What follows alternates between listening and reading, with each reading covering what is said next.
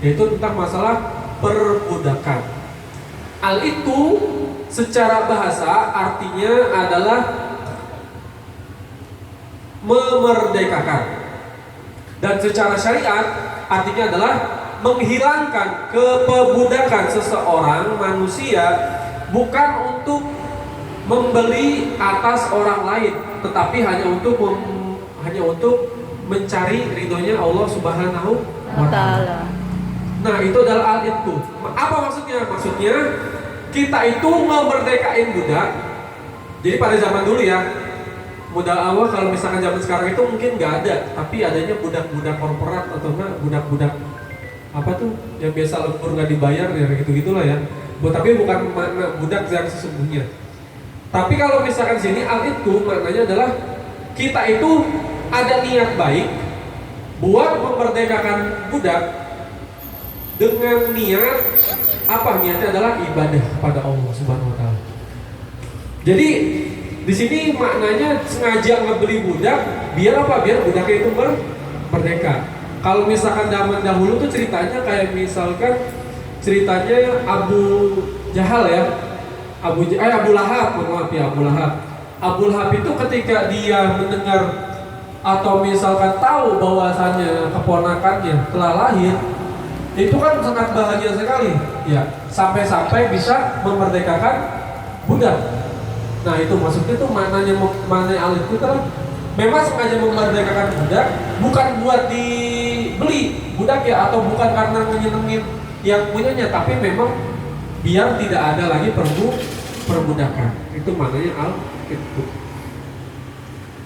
Atau kalau misalkan dalam hal ini al itu tuh biasanya kalau jadi kafarotnya orang yang terkena yang namanya kafarot, kayak misalkan jima ketika bulan Ramadan, siangnya bulan Ramadan, atau ketika melakukan hal-hal yang lainnya. Nah itu kan salah satunya bayar dendanya dengan apa?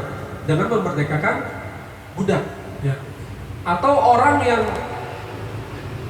apalagi kalau misalkan yang ini disuruh memerdekakan budak itu salah satunya adalah orang yang terkena dam, ada nggak ya? Terkena dam enggak. Kalau dam itu enggak sampai budak ya, tapi paling kambing lah ya.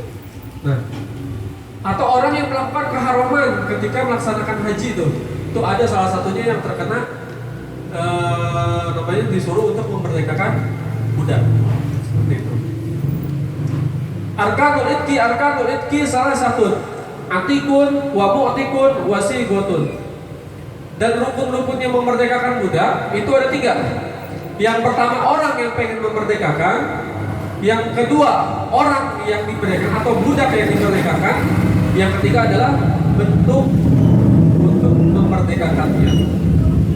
Jadi kalau misalkan ada orang namanya atik itu artinya apa? Artinya adalah orang yang memerdekakan.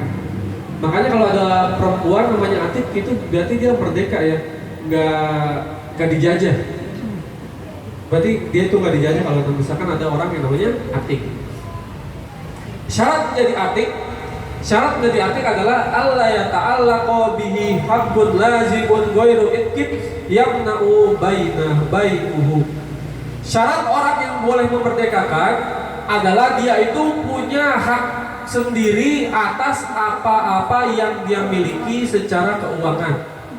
Jadi kalau misalkan dia itu punya harta, ya hartanya benar-benar punya dia, bukan harta yang gabungan sama orang, atau hartanya itu harta korupsi atau harta apa segala macamnya. Dia itu tidak tercegah untuk untuk mengeluarkan hartanya. Ya. Kan ada orang-orang yang tercegah ya untuk mengeluarkan hartanya. Kayak orang-orang yang boros. Orang kalau boros membelanjakan barang itu hukumnya haram. Ya. Karena dia itu tercegah. Atau orang-orang yang suka beli barang sesuatu yang sembarangan. Misalkan setiap harinya dia tuh beli pedang atau beli sendal jangan. Beli pedang, beli jam tangan, padahal dia udah punya jam dinding, sumpama ya.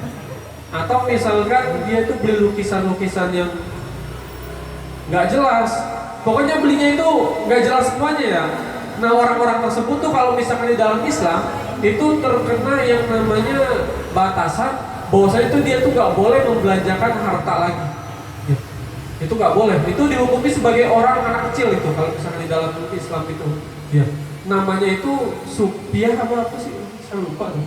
Suflah apa ya? Masyhub. Pokoknya orang tersebut itu nggak boleh lagi berbelanja menggunakan hartanya, meskipun itu duit dia. Ya. Tapi karena dia itu sering membelikan sesuatu yang nggak jelas, sering boros apa segala macam, itu dia itu diberikan keharaman untuk membelanjakan hartanya meskipun itu hartanya harta sendiri. Ya. Dimahjur namanya tuh, dimahjur. Jadi dia itu nggak boleh belanja atau mempergunakan uangnya meskipun itu uangnya uang sendiri. Dia itu dihukumi sebagai seorang anak-anak meskipun dia bukan anak-anak. Syarat yang dimerdekakan yang pertama ada 5. Yang pertama ayyakuna malikan liraqabatin, yaitu adanya si pemilik yang memiliki si budaknya itu sendiri.